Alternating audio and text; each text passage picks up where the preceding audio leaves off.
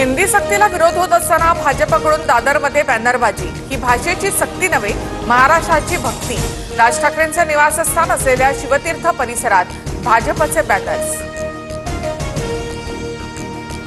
शासनाने नेमलेल्या राज्यभाषा सल्लागार समितीचा हिंदी सक्तीला विरोध। राज्यभाषा सल्लागार समितीचा थेट मुख्यमंत्र्यांना पत्र।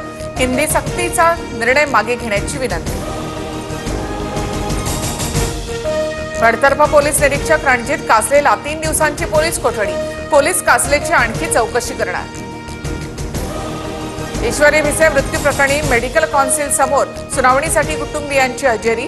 सुश्रुत कैसा सुनावणीला गैरहजर। गैसाचा वैद्यकीय लायसन्स रद्द करा, भिसे कुटुंबियांची मागणी।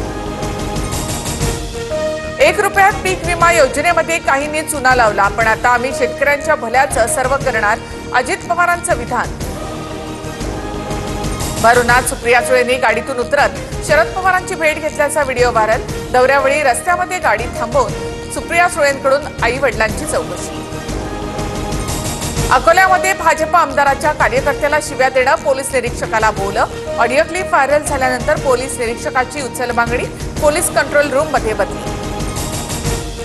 राज्यामध्ये उद्यापासून 1 मे पर्यंत विशेष अभियान। स्वच्छता राखण्यासह प्लास्टिकचा वापर टाळा। जागतिक वसुंधरा दिनाच्या निमित्तानं मुख्यमंत्र्यांचं जनतेला आवाहन। सोन्याच्या दराने 1 लाखाचा टप्पा ओलांडला। 24 कॅरेट सोन्याचे दर जीएसटी सह 1 लाख रुपयांवर। पुढील काही दिवसांमध्ये सोन्याचे दर आणखी वर जाण्याचा अंदाज।